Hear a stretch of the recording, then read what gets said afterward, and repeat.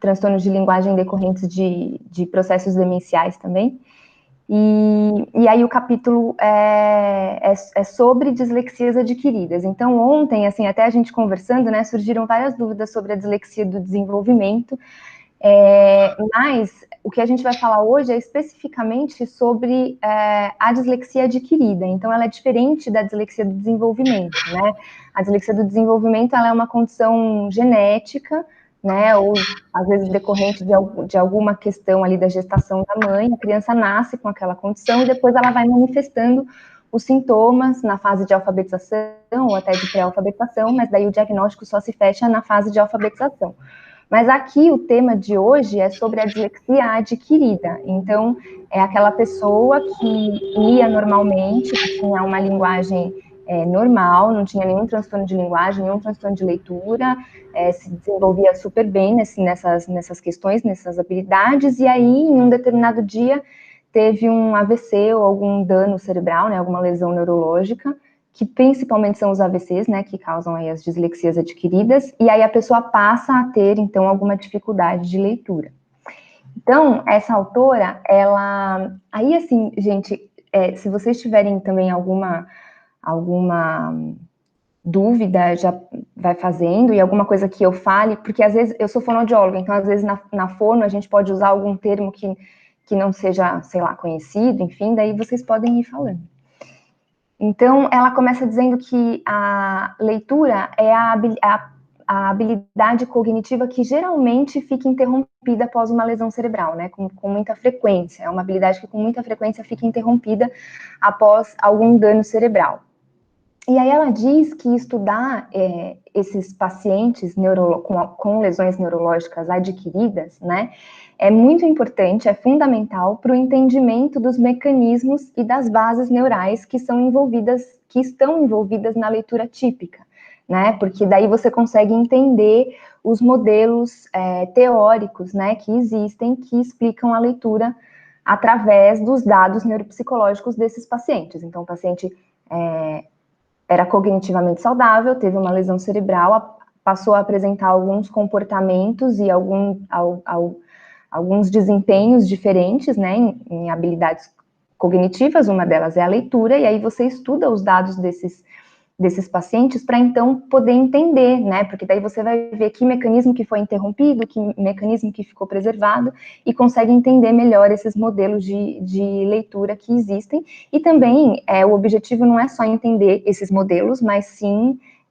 saber reabilitar corretamente, né, porque quando você entende quais são os processos que estão interrompidos, quais estão preservados, você consegue planejar muito melhor a reabilitação dessas pessoas, né? Então, o neuropsicólogo, o psicólogo, o fonoaudiólogo, enfim, todo mundo que vai participar da reabilitação dessa pessoa.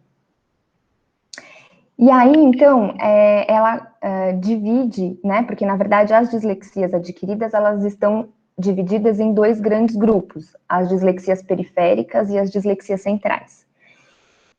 Eu coloquei um olhinho aqui nas dislexias periféricas e as letras aqui nas centrais, para a gente não esquecer, né, para ficar mais fácil de lembrar mesmo, que as dislexias periféricas, elas então estão envolvidas com alguma questão que é anterior ao processamento linguístico em si, né, então, ou é alguma falha no processamento visual mesmo, porque quando você lê, a primeira etapa da leitura é o tratamento visual daquela informação, né, você bate o olho na palavra, você bate o olho naquela informação gráfica, né, e a primeira coisa que você faz é um tratamento visual. Então, as dislexias periféricas, elas são um déficit, né, alguma dificuldade nesse processamento, ou visual ou atencional. E as dislexias centrais são mais relacionadas ao processamento da informação linguística em si.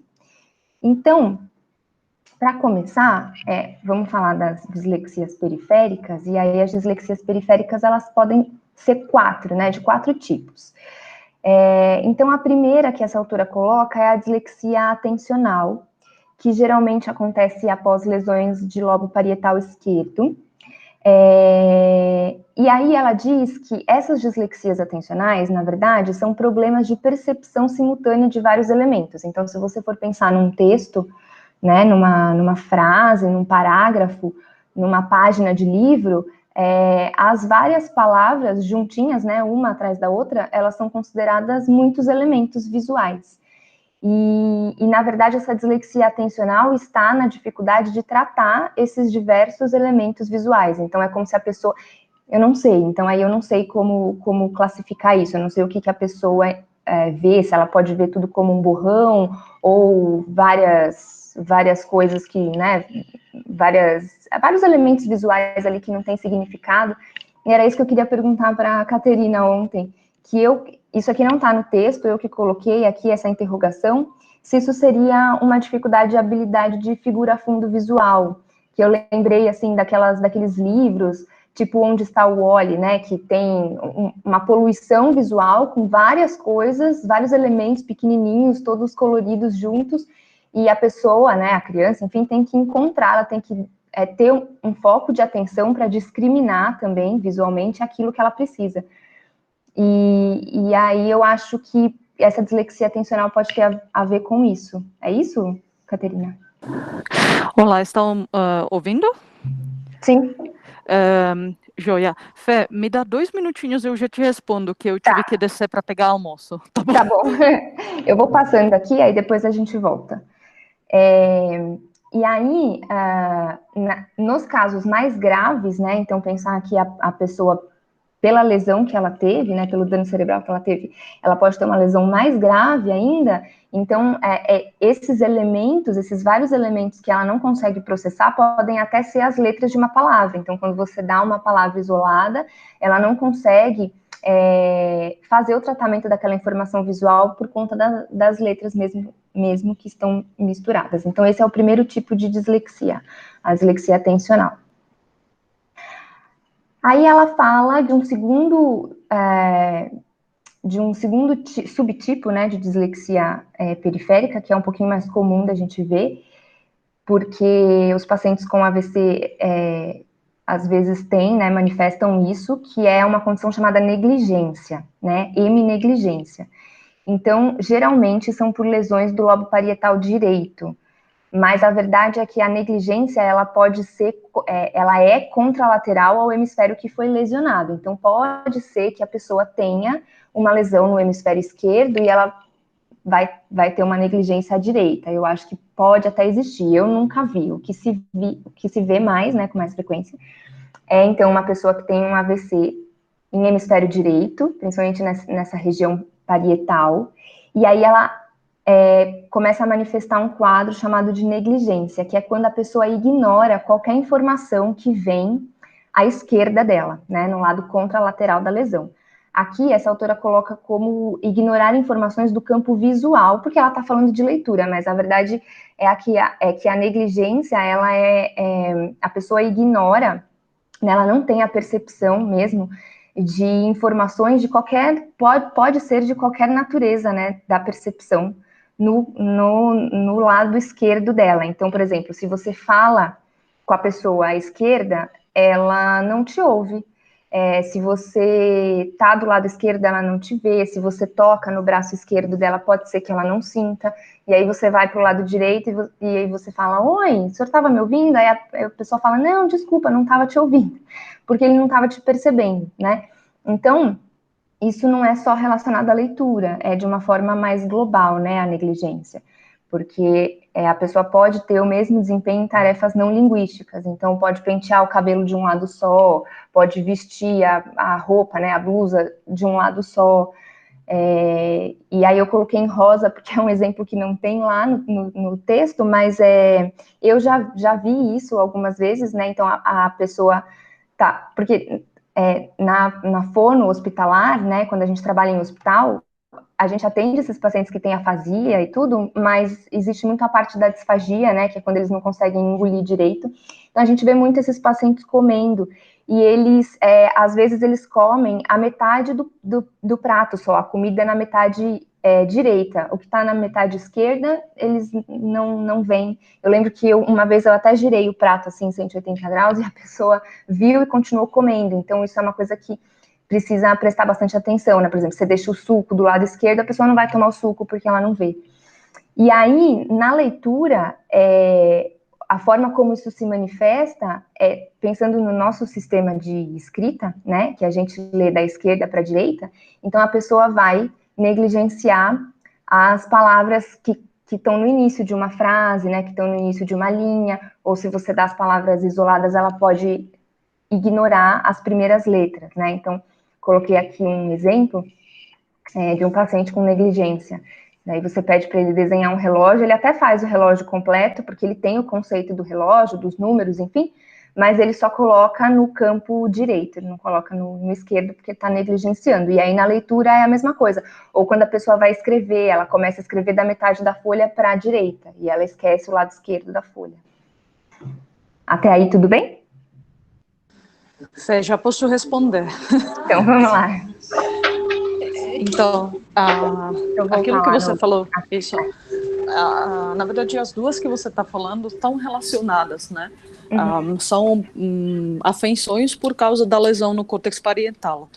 E aí, dependendo do local, você pode ter esse quadro mais claro de heminegligência visual, né? Ou você pode ter algo mais, talvez, específico relacionado à leitura. O que acontece é que o córtex parietal, ele tem um mapeamento muito similar com retina, né? Então, retinotopografia, vamos falar assim. Então, se você imagina a via visual, você tem a retina do olho, onde cada ponto do campo visual é processado. E essa retinotopia, ela se mantém nos colículos, na via visual, né? Nos colículos superiores. E aí ela vai se manter de alguma maneira, embora já reestruturada, no córtex visual primário. E assim vai, e até no córtex parietal ela se mantém, tá? Mas, de novo, já reestruturada. Então, sendo processamento visual, né, córtex parietal, ele processa relações visoespaciais daqueles objetos e interage muito com outra via visual, que é a via occipitotemporal, que processa mais os aspectos, as características físicas dos objetos. Tá? Então, você perguntou, o que a pessoa vê? Será que ela vê um borrão? Ela vê tudo, na verdade. O estímulo está sendo processado pelo sistema visual, mas ela não percebe, ou seja, aquele estímulo visual, ele chega no córtex occipital, primário, secundário, ele está sendo processado, tá? Então a sensação, ela acontece plenamente, mas o que é mais estranho, a pessoa não se dá conta daquilo. É como você falou, para ela não existe porque ela tem uma inatenção. E só quando você, de alguma maneira, chama a atenção para ela, aquela informação, ela consegue ser incorporada, mas de uma maneira implícita, não explícita. Tá? É meio difícil de entender, mas é como se a pessoa, ela sente que tem alguma coisa naquele lado, por exemplo, como você falou das heminegligências, ela ignora o hemicampo esquerdo, ela sente, ela tem sensação de que tem alguma coisa lá, mas ela não sabe o que. E aí, se de repente, sabe, ela pode até falar, olha, eu acho que alguma coisa, por exemplo, em relação a comida, né? Você falou, ela pode negligenciar metade do prato. Você pode falar, olha, acho que você deixou de comer alguma coisa, né? Naquela metade. Ela fala, não tô vendo nada, meu prato tá vazio, né? E aí você fala, olha, me fala, se você, imagina, né? Se você tivesse deixado alguma coisa lá, que tipo de comida você acha que estaria lá? Aí ela fala, não sei, tenho sensação que talvez seria uma carne, e de fato tem carne lá. Tá? Então a gente pode pensar, conscientemente ela não consegue ter acesso à informação visual, mas a informação visual existe, ela foi processada, e ela pode ser acessada de outra maneira, implícita, até um certo nível. Não sei se esclareceu. Sim, é difícil mesmo, né, de entender, mas sim, entendi. Sim. Porque essa dislexia atencional aqui, eu vi, na verdade, nesse texto dela, né, da Anna Willems.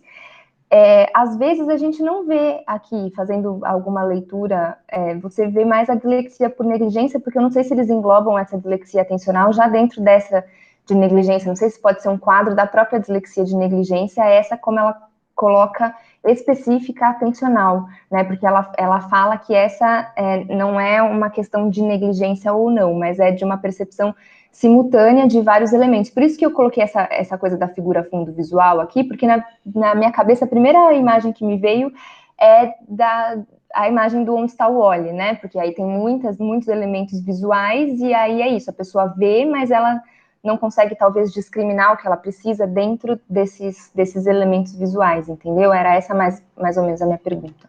Se ela até vê, então ela vê todos aqueles bonequinhos coloridos e tal, mas ela não consegue discriminar o que ela precisa.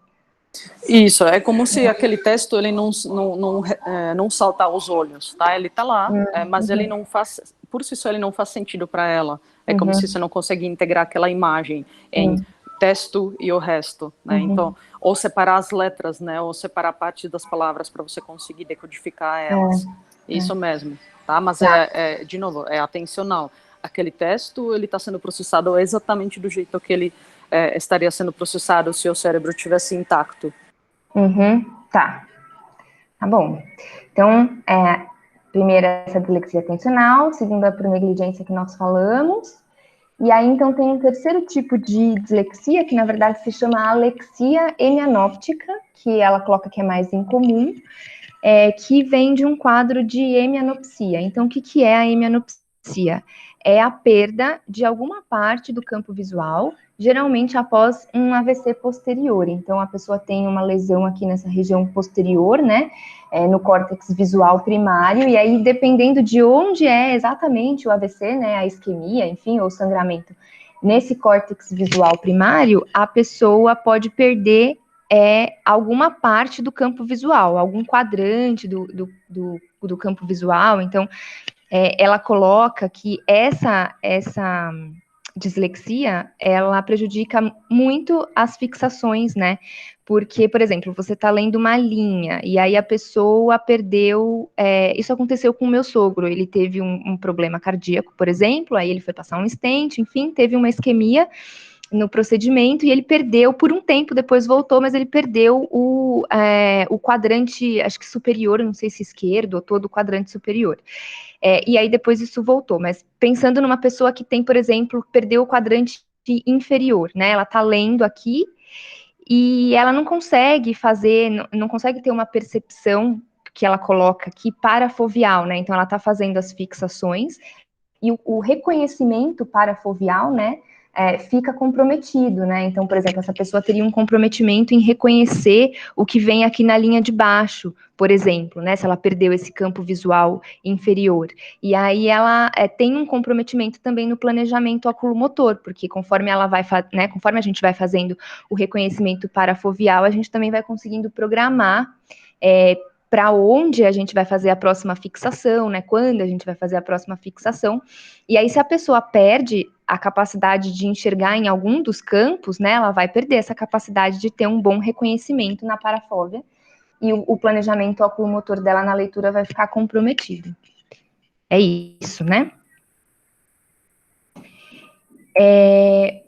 E a última dislexia periférica é, então, a alexia pura, que também não é um conceito muito fácil de entender, é uma dislexia, na verdade é uma alexia, né? A pessoa perde completamente a capacidade de reconhecer as palavras, de reconhecer os estímulos linguísticos escritos, né? Então, por escrito. Geralmente por uma lesão no córtex temporal occipital esquerdo, né? Que é essa região, então, occipital, que faz o reconhecimento visual, junto com áreas já mais temporais, que são mais relacionadas ao processamento linguístico mesmo. Essa alexia pura, ela também pode ser chamada de alexia sem agrafia, porque a pessoa não consegue ler, mas em alguns casos ela consegue escrever. Era chamada de cegueira verbal pura, não sei se é um termo que se fala hoje ainda, mas também era conhecida como cegueira verbal pura. Então, a pessoa pode ter a escrita normal e ela não fala isso, eu acho que essa autora não fala isso, mas a Maria Alice Parente, ela tem muitos textos sobre isso, onde ela mostra alguns casos, né, que a pessoa pode ter uma leitura de letras melhor do que para as palavras. Então, uma coisa que é comum de encontrar nesses casos é a leitura, entre aspas, de palavras após a soletração das letras, uma a uma. Então, a pessoa vê lá a palavra impressa a palavra inteira ela não consegue reconhecer, ela tem uma alexia. Mas, se ela processar parte por parte, né, então se ela soletrar letra a letra, ela consegue juntar ali na cabecinha dela e reconhecer, né, e identificar a palavra. Então, por exemplo, a palavra lata, ela olha para a palavra lata, ela não consegue reconhecer, mas se houver uma soletração ou se alguém soletrar para ela, L-A-T-A, ela pode juntar essa informação e pode reconhecer a palavra. E aí esses pacientes eles sofrem bastante do efeito de extensão, porque daí quanto maior é a palavra, mais difícil vai ficar de juntar, né, todos esses elementos menores e reconhecer a palavra. Então, existem duas hipóteses para isso. Ou uma falha geral no léxico visual de entrada, então a pessoa olha para a palavra, ela não consegue reconhecer, e aí a soletração vem como um método de compensação, né, como uma estratégia de compensação. E existe também uma outra teoria que diz que a alexia pura pode vir de uma lentidão, na verdade, de um processamento visual geral, porque se coloca, né, que existem alguns casos, né, existem casos de pessoas que têm alexia verbal pura, mas que têm dificuldades visuais para outras coisas que não são linguísticas, né, então, por exemplo, analisar um quadro, analisar uma paisagem, essa questão de analisar letra por letra, a pessoa também leva para outras situações, então ela vai ver um quadro, ela vai ver uma foto, ela precisa analisar elemento por elemento, para conseguir depois juntar isso como um todo e então processar isso como um todo, por conta dessa lentidão excessiva no processamento visual geral. Você sabe alguma coisa sobre isso, Caterina? Do que existe mais evidente, do porquê que acontece essa alexia pura? Porque as hipóteses que eu li são essas, e eu não sei se elas estão... se existe a comprovação de ser uma e não a outra, ou enfim, se pode ser tudo, não sei. Não sei, Fê, não sei. Né?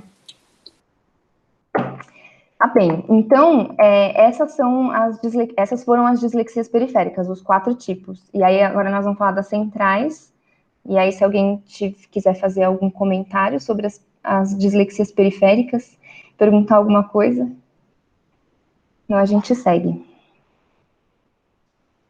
Pode seguir? Porque eu não vejo vocês, eu só escuto, então... Acho que sim, então, né? Eu vou seguir.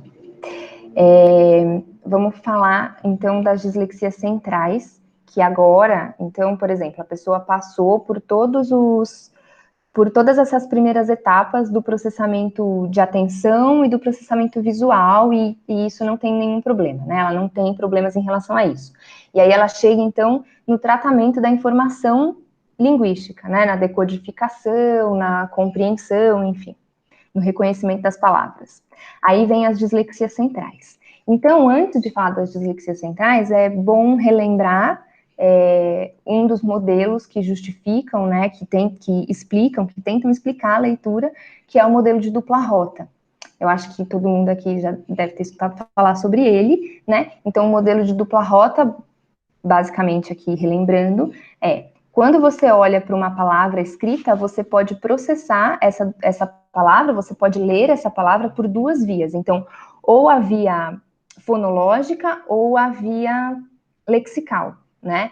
A via fonológica é basicamente o seguinte: você vê a palavra por escrito, aí você faz uma análise visual dessa palavra, das características dessa palavra, identifica as letras, né, os elementos gráficos ali que estão naquela palavra, e você faz uma conversão do grafema para o fonema, né, de cada grafema em cada fonema. Então, você faz você aplica regras que você tem fonológicas para poder fazer essa conversão, né, de cada grafema para um som, e aí você consegue falar a palavra, né, emitir a palavra.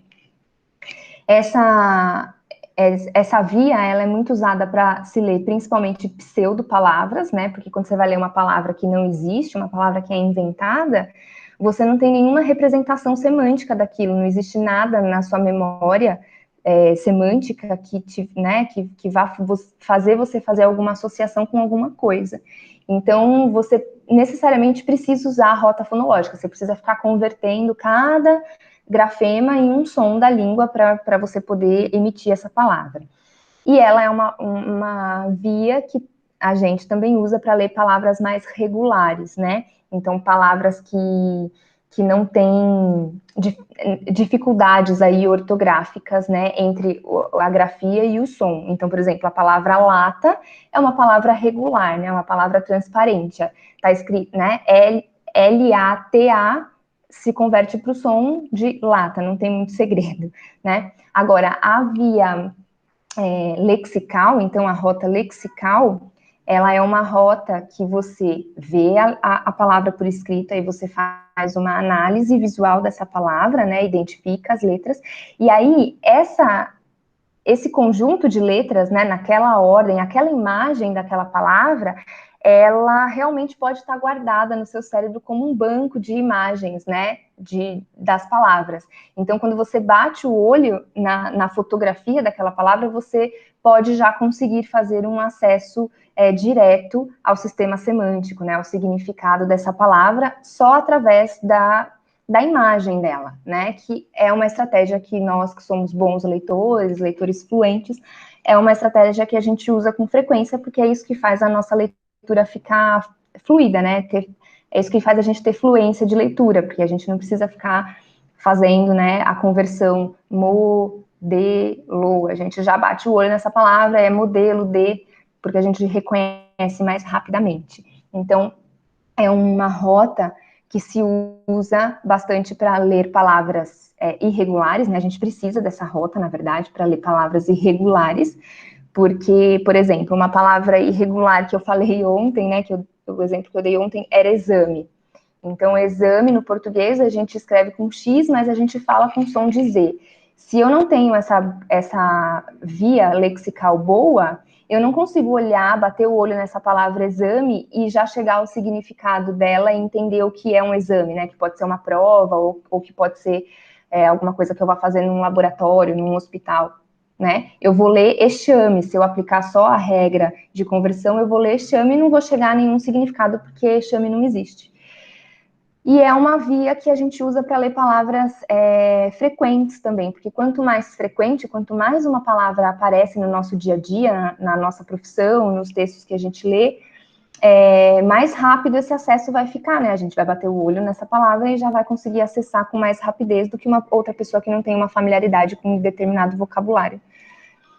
Tá? Então, esse é o modelo que também explica, né, as dislexias centrais aí. Até aí, alguma dúvida? Ou eu posso continuar? Só falem para mim que sim, porque eu não vejo ninguém, então eu tô falando e eu não sei o que eu tô... Tá tudo bem, né? Tá tudo claro.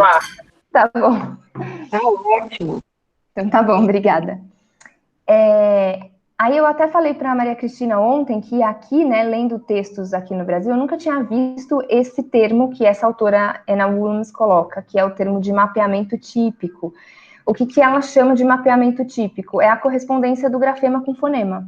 Então, ela fala que palavras regulares, né, então, por exemplo, lata, bala, né, que a gente lê e já consegue fazer a conversão do grafema para o fonema, e é do mesmo jeito que a gente lê, é o mesmo jeito que a gente fala, é uma palavra regular, né, que eu conheço como termo de transparente.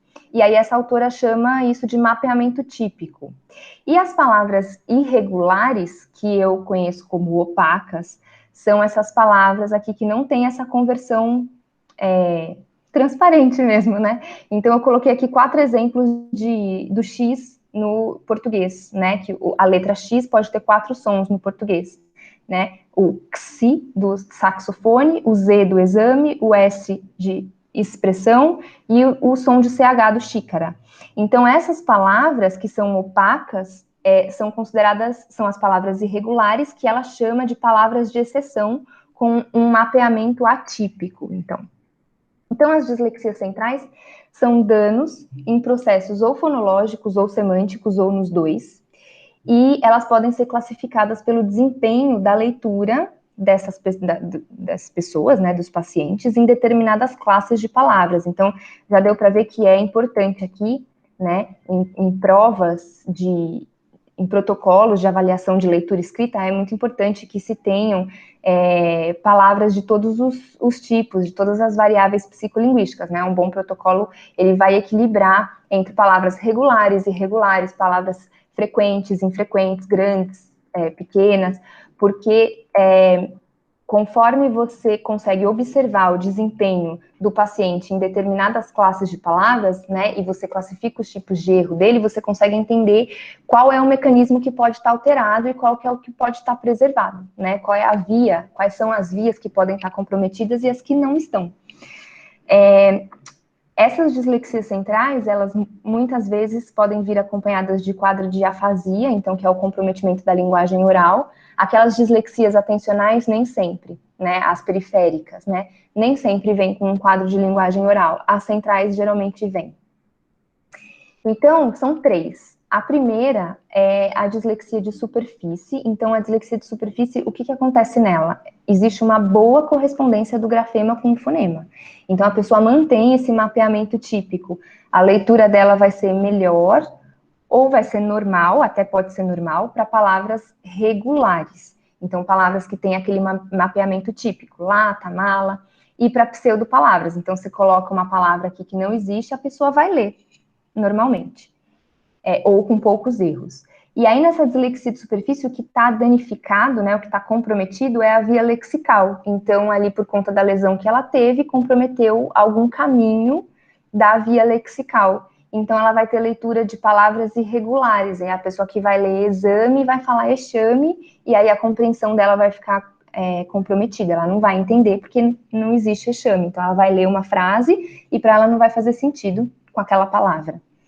E aí, essas pessoas, esses pacientes, eles aceitam não palavras fonologicamente semelhantes como verdadeiras. Então, se você mostrar a palavra casa com Z, a pessoa vai fazer a conversão grafema-fonema e para ela tá tudo bem, porque ela não tem mais aquela memória, né, visual da palavra casa, que casa é com S, né? Ou se ela ler chá, com X, ela pode entender que é aquela bebida quente e para ela tá tudo bem, porque não existe mais a memória visual de que chá no português é com CH. Então, na dislexia de superfície, a característica mais comum que esses pacientes mostram são os erros de regularização, né? Então, para exame, ele lê exame, para fixo, ele lê ficho, ele sempre vai regularizar, tentar aplicar uma regra de deixar regular essa palavra. Tá? Então, essa é a dislexia de superfície. E aí, eu coloquei de novo o esquema dela, que ela coloca, né, no capítulo, só para a gente lembrar que, então, não é uma coisa assim direta, né? A via começa e termina e é uma coisa só. Principalmente aqui na via lexical, esse processamento passa por várias etapas, né? Então, a pessoa vai fazer análise visual, vai identificar as letras, depois isso vai acionar um léxico ortográfico de entrada, e esse léxico ortográfico de entrada vai ter ligação, então, com o sistema semântico, né? Ele pode já acionar o sistema semântico, então, a pessoa, ela pode ter uma quebra aqui, por exemplo, entre a identificação das letras e esse acionamento do léxico ortográfico de entrada. Então, tudo a partir daqui vai ficar comprometido. Ou não, a pessoa pode ter isso preservada, essa etapa preservada, mas a ligação, né, o caminho que se liga esse léxico ortográfico de entrada ao sistema semântico não está funcionando bem, então a pessoa não consegue ter esse acesso direto ao sistema semântico através desse léxico ortográfico. Ou ela até pode acessar, mas ela não consegue passar para o léxico fonológico de saída, que é aqui onde estão as anomias na linguagem oral, né? É aquela pessoa, não sei se vocês já tiveram a oportunidade de ver um afásico, eles geralmente têm muito isso, esse quadro de anomia junto com as afasias deles, assim, a pessoa que tá falando, né? Ela até fala, ela consegue falar, mas ela fica o tempo todo falando assim, ai, como chama mesmo aquilo? Eu não lembro, sabe? Aquilo que a gente usa para fazer tal coisa, aí ele até descreve, né, o objeto, mas não consegue falar o nome. Então, pode até ser que haja um acesso semântico, mas a pessoa não consegue passar para o fonológico, né, para o léxico fonológico de saída, e então produzir o nome e emitir, né, o nome mesmo. Então, é isso, a falha pode acontecer em algum caminho aqui, né? Por isso que é importante uma boa avaliação para você conseguir identificar onde está a falha daquele paciente e poder tratar ele da melhor maneira, né? Porque daí você vai fazer exercícios, enfim, vai propor estratégias para ele com o que ele precisa e vai usar o que ele tem de bom para ele conseguir resgatar o que está faltando, né? Então, essa foi a dislexia de superfície. A dislexia fonológica é o oposto. Então, na dislexia de superfície, a correspondência entre o grafema e o fonema estava muito boa, né? E a pessoa não conseguia reconhecer as palavras irregulares, aquela de reconhecimento mais visual, mais global. Aqui na dislexia fonológica é o contrário. A correspondência grafema e fonema está muito ruim, né? Então, existe esse rompimento dessa via fonológica ou perilexical que se chama, e a pessoa não consegue ler mais não palavras, né, palavras inventadas, porque ela depende muito, ela depende exclusivamente quase da via lexical, que é essa via de reconhecimento direto.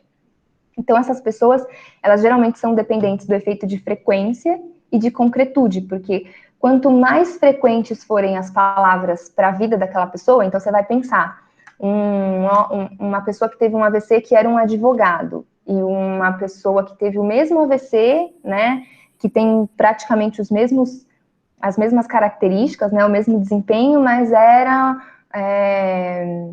sei lá, uma outra profissão, era um engenheiro, por exemplo, né, não sei. São pessoas com conhecimentos diferentes, que fazem leituras diferentes, que fizeram tipos de leituras diferentes, então pode ser que algumas palavras, né, um vocabulário seja muito mais familiar para um do que para outro. Então as pessoas, elas geralmente se beneficiam desse efeito de frequência para poder ler melhor, e efeito de concretude, onde palavras concretas como mesa, cadeira, são lidas de forma melhor que palavras mais abstratas, como beleza, esperança, né, e palavras mais infrequentes, né, também são lidas de forma pior. Então, a principal característica da dislexia fonológica é a lexicalização. A pessoa lê uma palavra, ela pode ler uma palavra que não existe e entender como uma palavra que existe, ela vai lexicalizar aquilo, né? Então, ela coloca o exemplo no texto de estulpe, com esse i no meio, que não existe, e aí ela entende como o verbo to stoop, que é um verbo que existe. Então, ela faz essa associação, até pela pronúncia, que pode ser parecida, e aí ela vai lexicalizar essa palavra que não existe. Essa é a dislexia fonológica. E aí, a gente está quase terminando, porque esse é o último tipo. Então, existe a dislexia profunda, que daí é vista em pacientes muito graves, né? Porque é uma junção das duas, um pouco, e acontecem em pessoas que tiveram lesões muito extensas, né, que abrangem muitas áreas ali do processamento da linguagem no hemisfério esquerdo. Então, a pessoa geralmente tem muitas questões fonológicas e semânticas e na linguagem oral também. Então, ela tem um rompimento mesmo da via fonológica, essa via fica inexistente, ela rompe mesmo essa via, e ela ainda tem um pouco da via lexical, mas essa via lexical, ela tem muitas falhas. Então, aconteceram muitas falhas ali durante aquelas caixinhas ali do processamento, e aí ela tem um comprometimento dessa via, e aí o que mais esses pacientes têm são muitas trocas semânticas. Então a autora coloca esse exemplo aqui no texto, né, que a pessoa lê sangue, ela vê sangue, mas na verdade ela lê coração, ela pode ver a palavra gato, mas ela vai ler cachorro, porque ela, na verdade, ela até acessa, né, alguma parte do sistema semântico, ela consegue bater o olho na palavra e identificar que se está falando de um animal, mas ela não discrimina aí qual é, e aí se faz essas trocas aí dentro das categorias semânticas, que a gente chama de paralexias semânticas, e eles também podem ter isso na fala, que são as parafasias semânticas. E aí eles não têm a rota fonológica também para ter nenhuma pista, então a leitura fica muito comprometida nesse sentido. E eles também se beneficiam pelo efeito de frequência e de concretude, né? Porque aí, de novo, né? Quanto mais frequente é uma palavra, então um pouco mais de chance ele pode ter de reconhecer da forma correta. E uma palavra com menor conteúdo semântico, que são as palavras fechadas, são mais difíceis de serem lidas, porque daí são realmente, não são concretas, né? Então aí entra o efeito de concretude, né? Porque mesa é mesa, né? Caneta é caneta, mas o que é para, o que é com, então essa representação semântica aí fica prejudicada. Então a leitura fica muito prejudicada por tudo isso. E aí, é isso. A bibliografia é essa do livro que a Maria Cristina mandou pra gente. Acho que alguém perguntou ontem no grupo se tinha alguma leitura. A gente pode compartilhar esse livro? Não sei se as pessoas aqui têm. Não, pode compartilhar, lógico. E aí eu tirei algumas leituras desse livro que a gente usa muito na Fono, que é um livro que se chama Distúrbios Neurológicos Adquiridos, que quem escreveu sobre as dislexias adquiridas foi a Mirna e a Maria Alice Parente.